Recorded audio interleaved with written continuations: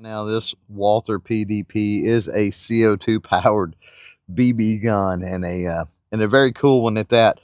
Before we go over some of the features and really take a look at this thing, I want to point out one thing that I don't know if I should say I don't like it or it's weird, maybe a combination of both. Let me take this little flashlight off right quick, and that's part of the weirdness of all of this. But get this flashlight off, and I want to show you this thing does have a come off of there.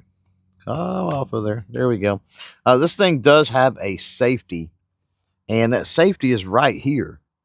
So it's underneath on the rail, meaning if you, and it's great that this thing has a rail, but if you put anything like that flashlight on this rail, then you want to make sure that the safety is off. And if you want to use that safety, then obviously putting anything on the rail is going to be problematic. As you can see, as far as the styling goes, pretty much the same size. I think even maybe the same weight, at least unloaded weight, as the normal, the firearm PDP counterpart, which I think is really cool. Now, the slide doesn't articulate or anything like that. It is a double action trigger pull on this. You get used to that. Now, a really neat thing and something I have not seen really with BB guns to date is this thing is optics ready and uses adapter plates. Now, the red dot sight I have on here now is an Umarex red dot sight, and it's just got a switch here for the on position or off position, I should say, the dim and the bright dot. And you can see that you've got adapter plates.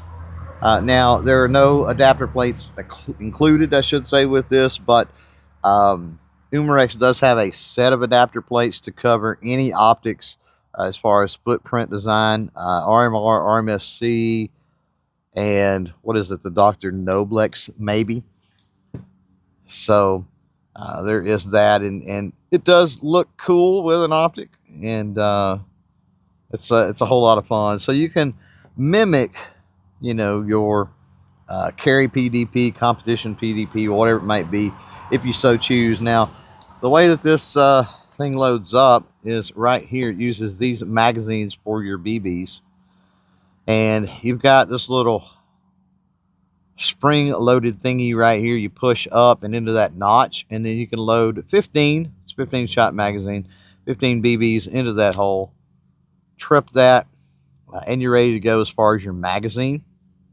With the CO2 on this thing, you will remove the back strap right here, and that comes off, and there, of course, is your CO2. Now, Umarex really good about providing tools in hidden places, and here's your little tool with the hex wrench to remove the CO2 cartridge. Goes in right there. This one got to spew a little bit. It ain't exactly empty. Yep, there it went. And we can get rid of that. We'll put a new one in here shortly. Trying to think what other features there might be on this thing to talk about. Yeah, if you own a PDP, a Walther PDP, then you're certainly familiar with this. Got that deep grip cut back here, which very, very comfortable. Like I said, the only thing other than the safety is maybe that double action trigger pull is not going to be nearly as good of a trigger pull as you would see on the normal PDP. I've got a bee flying around out here on the range. He thinks I'm sweet, apparently, or maybe he's sweet on this PDP BB gun, which could be definitely a possibility.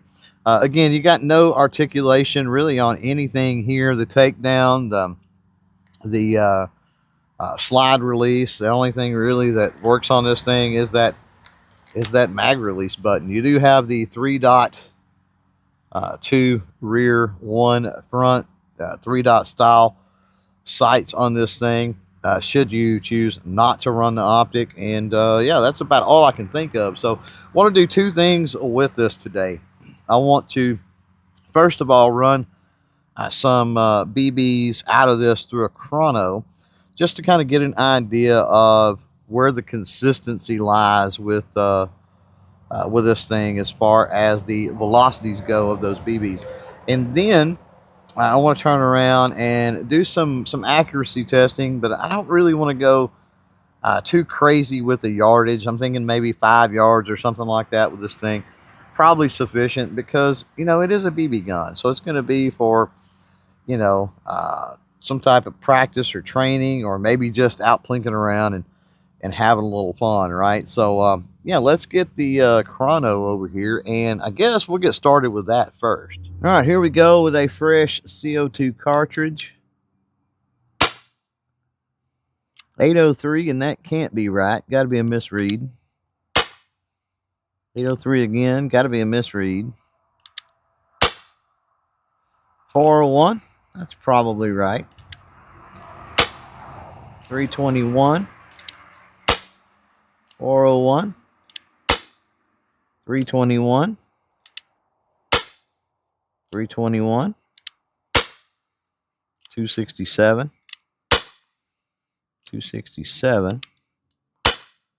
321.